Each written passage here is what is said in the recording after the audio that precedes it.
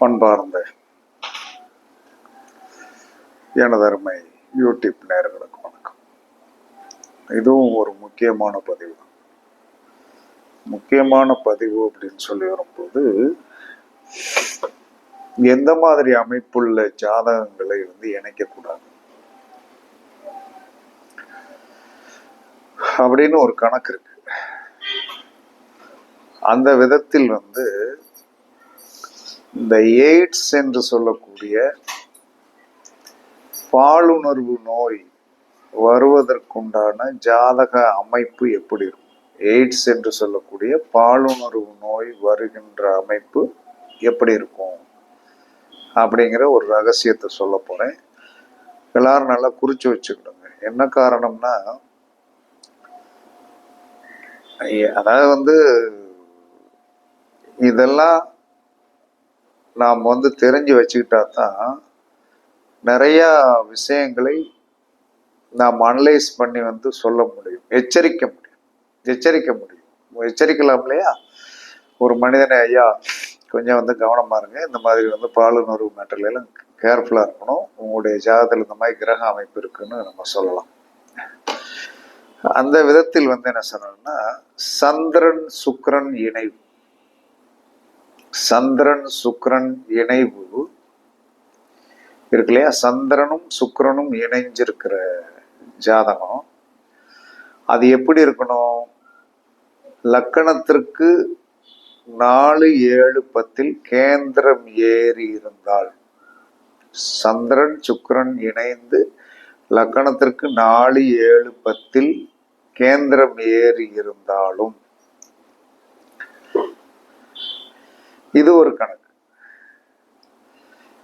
சந்திரன் சுக்கிரன் இணைவு லக்கணத்திற்கு 4, 7, 10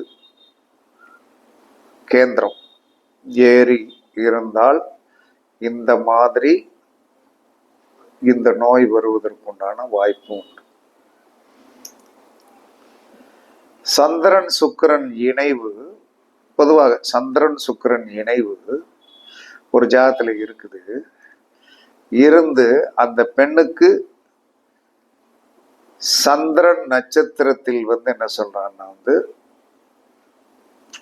சுக்கிரன் அந்த பெண்ணுக்கு சந்திரன் நட்சத்திரத்தில் இருக்கு. சந்திரன் நட்சத்திரத்துல சந்திரன் சுக்கிரன் இணைவு என்ன சொன்னான்னா, ரோகிணி அஸ்தம் திருவோண நட்சத்திரத்தில் இருக்க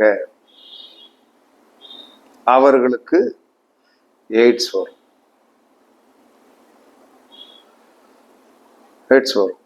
சந்திரன் சுக்கிரன் இணைவு சந்திரனுடைய நட்சத்திரத்தில் இருக்கக்கூடாது.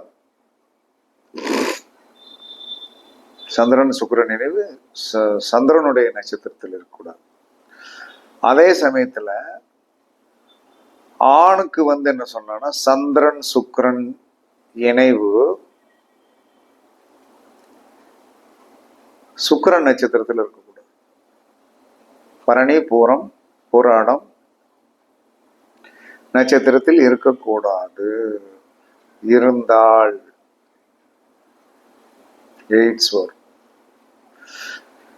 சந்திரன் சுக்கிரன் இணைவு பெண்ணுக்கு சந்திரனுடைய நட்சத்திரத்திலையும், சந்திரன் சுக்கிரன் இணைவு ஆணுடைய ஜாதகத்தில் சுக்கிரனுடைய நட்சத்திரத்திலும் இருந்து இணைத்து விட்டீர்கள் என்று சொன்னால் கண்டிப்பாக இவர்களுக்கு எய்ட்ஸ் நோய் வரும். எய்ட்ஸ் நோய் வரும். அப்ப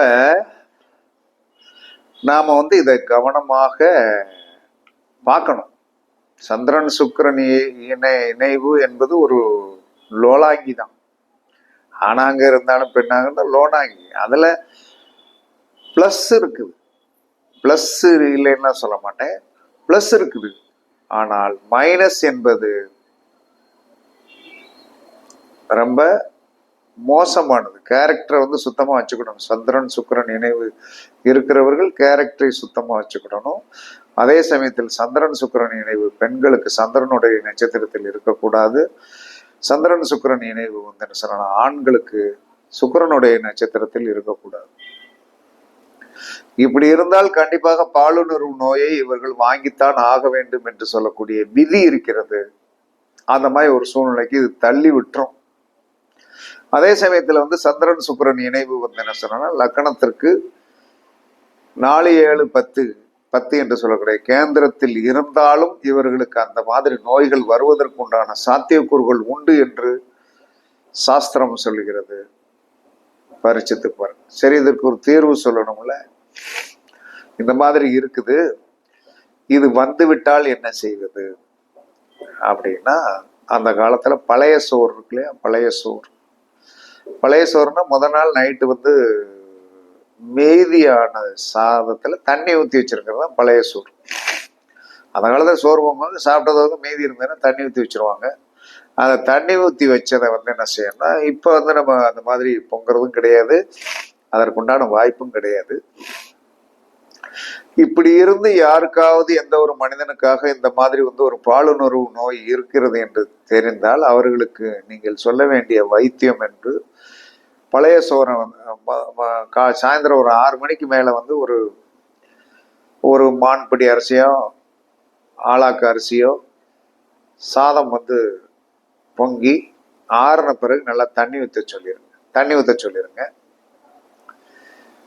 இரவு 12 மணிக்கு மேல ஒரு மண் சட்டியில அந்த சாதத்தை எடுத்து, தண்ணி ஊற்றி வச்சிருப்பேன், அந்த சாதத்தை எடுத்து வந்து அவர் சாப்பிட்ற அளவுக்கு வந்து அந்த தண்ணி